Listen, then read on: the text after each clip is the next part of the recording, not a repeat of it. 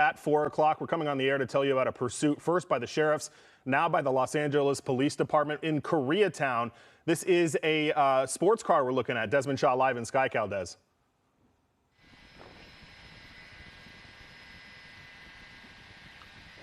Des and SkyCal, oh, yeah, you got boy, us? Yes, I got you. This is really, really scary, Mike, right now as we get into rush hour here in very busy Koreatown. Look at these speeds, 60 miles an hour with a very capable car, an allegedly stolen BMW. I think, actually now we might be hearing armed robbery on this, and I believe this is a 6 Series BMW.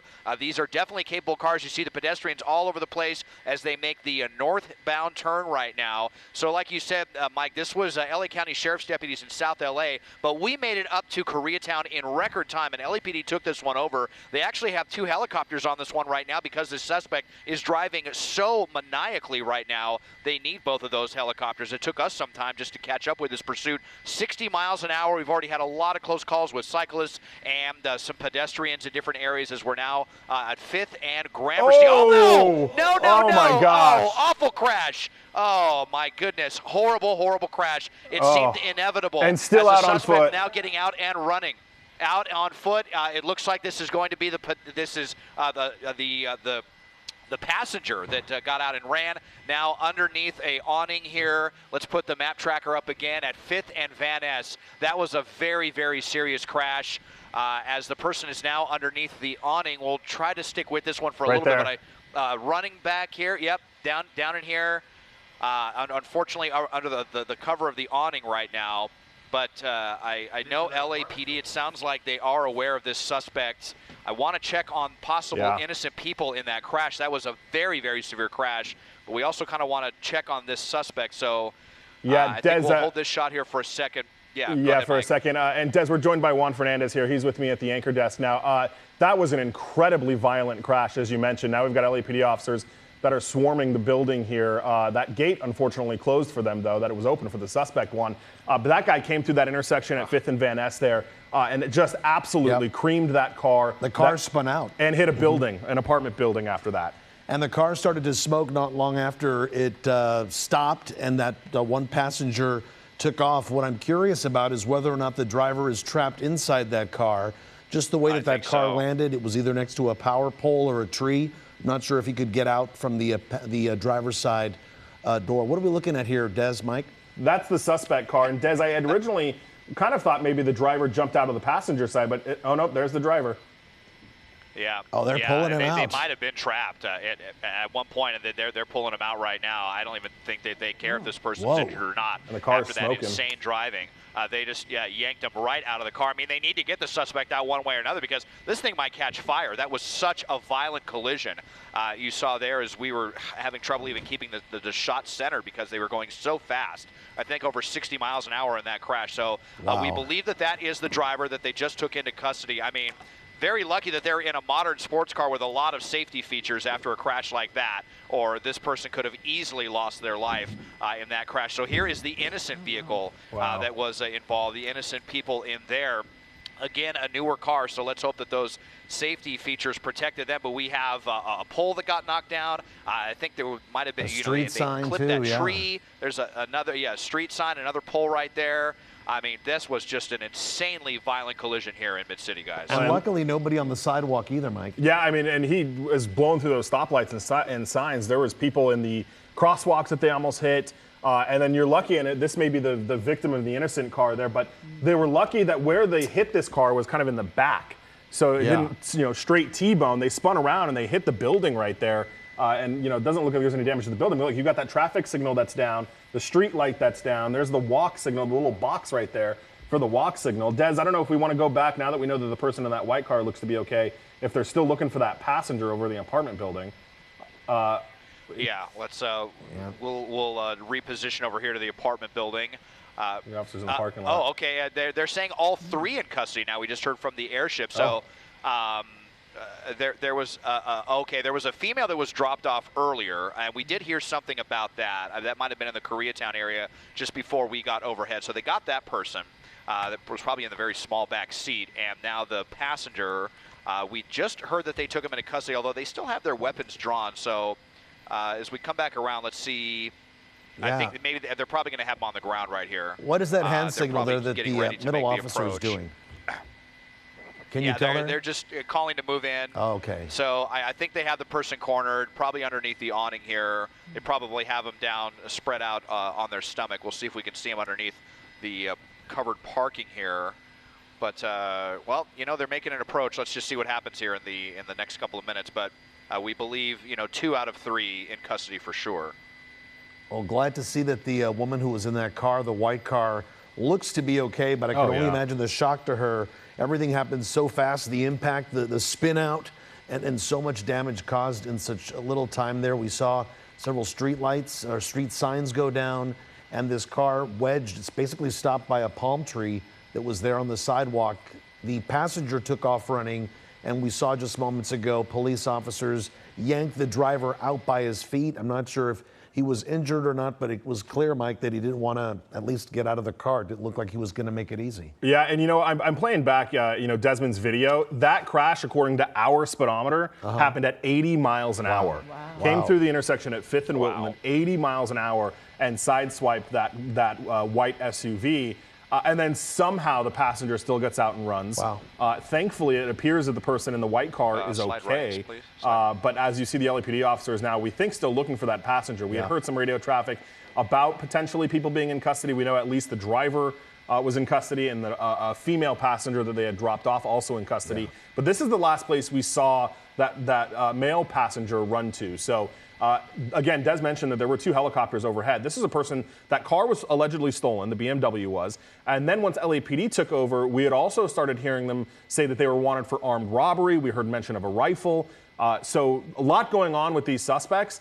I also wanted to kind of point out that LAPD generally, I don't say never, but generally doesn't take over chases from other agencies. Mm-hmm. That was what kind of got a little bit of a red flag for me as well, was that once this got into LAPD's area, LAPD said, yeah, sure, we'll take it. That's not terribly, usually the thing with them. So we'll see here, though. This is the last place I think Des saw him. So we'll see if they've got eyes on him and they're just waiting to take him into custody. Unfortunately, these apartment buildings are a little bit difficult. I think we have some replay, though, Juan and Des, of the crash here. Yeah. Amy Johnson joining us now as well. This is when we came through right here. Watch this, about 80 miles an hour according to our speedometer, and just absolutely T-bones. Wow. You see that car spin out, hit the apartment building, and then the suspect gets out and runs. And rips off the back bumper of the car, too. Yeah, and the one just jumps out so fast. And, when they were looking in that parking lot as well, you could see them getting on the ground, the officers looking under the cars, looking in those trash bins, and really looking for any possible place that someone could be hiding.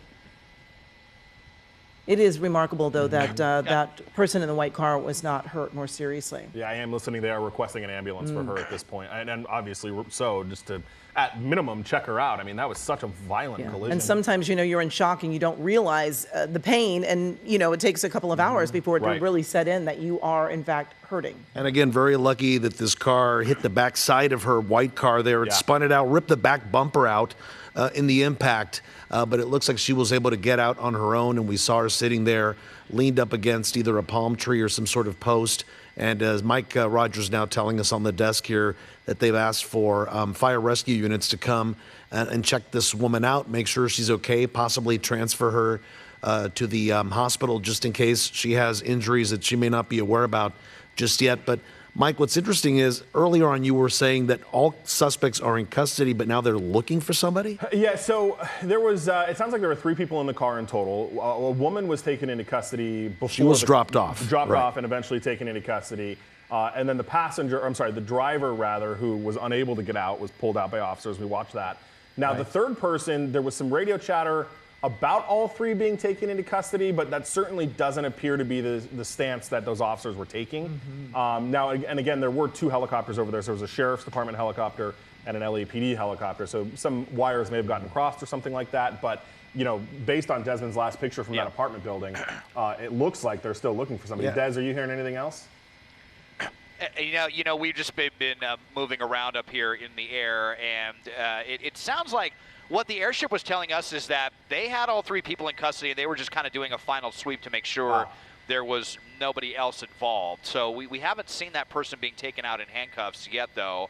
But that is what we heard up here from the 2 law enforcement helicopters over over the scene. So, boy, I just watched the replay of that crash. I mean, that vehicle spun around several times right here and then right up against this building. I mean, it was going so fast, it could have, just gone a little bit farther and maybe done some serious damage to this apartment building. That was one of the most violent collisions we have ever seen. Yeah. That there was no loss of life in this is truly a miracle. Yeah. Especially if there would have been anybody out here walking around. Just an insanely violent crash. That poor woman probably really, really shaken up. And just a few inches sooner, like you said, Mike, if they would have T-boned this car, could have been a totally different story for everyone involved, not just for the innocent people, but for the suspects in that car as well. So just a really insane situation here in the Mid-City area as we get ready to enter rush hour. The way that person was driving, it just seemed inevitable, sadly, that it was going to end this way. Yeah. And you notice different things. Every time I see the replay, I notice different things. That car also hit that white car that's parked there, and that white car kind of tapped the red car just in front of it. And you can see there's some back bumper damage to that white car parked right there, right? This is Wilton and what? 5th. Wilton and 5th. In the All right. Koreatown area. Yeah, and Desmond giving us, Desmond, what were you showing us there when you were magnifying the area? Well, we just heard that there may be guns in the vehicle, that they saw those. So I was just saying if by chance, if we could use the magnifying glass to see that. Might be a little bit too small to see, but you can see the side curtain airbags that all deployed inside of that car. And again, these modern cars have a lot of safety features for this reason. If anyone would have been driving a vehicle that was more than 10 years old, again, that this might have just ended in such a even worse fashion than it already did, as we're zooming in there on the victim's vehicle here. Not sure what make that. Might be a Mazda, maybe a Mazda SUV. But wow, what an insane collision! I mean, it shook me up as well. I gotta admit. And we always talk about it during these pursuits, Desmond, that people are just driving along, minding their own business, completely unaware that a pursuit is taking place and that someone is just barreling through an intersection. And here is a perfect example of just how dangerous it can be for all of those folks that are out there on the road. I mean, they're taking their lives in their own hands. These people that lead officers on a pursuit. But it's the innocent people that are just minding their own business that, become victims in cases like this. Absolutely. And, I got to be honest, after doing this job for so many years, even when I have a green light, even if it's been green for 10 seconds and I'm going through, I glance left and I glance right because we cover these kinds of things, and you just never know when someone that's a total lunatic like this, risking everyone's life, is just going to blast through a red light at 70 or 80 miles an hour. So that is definitely my recommendation to anyone driving in LA, not to be overly dramatic, but I mean, it's just such an insane situation, and, on such a small street as well. I mean, just super, super scary how crazy it can be. And, I have to mention again that these were also robbery suspects. And I feel like we've been seeing this kind of driving, especially with robbery suspects lately. And it's if they're making a calculated decision that they can just drive super, super crazy and take these risks, and maybe the police will back off, because we have been seeing that in recent years. And it puts the police in such a difficult situation. Do we let a robbery suspect get away to potentially, do another violent robbery, or do we endanger the public potentially by pursuing them? Such a difficult situation for the police as we see the ambulance now arriving. It looked like we'll see who they go to first. The suspect may have been in the worst shape, the driver of that vehicle, because we see the innocent person over here being evaluated, and they'll evaluate her as well. But she seems to be okay. We're not sure about the condition of the driver of the allegedly stolen vehicle and robbery suspect. Well, we are going to continue monitoring this pursuit crash here at Wilton and 5th in Koreatown, and we'll be bringing you the very latest coming up very shortly on KCAL News at 4 o'clock. For Desmond Shaw, Mike Rogers on the desk, and Amy Johnson, I'm Juan Fernandez. We'll send you back to regular programming now.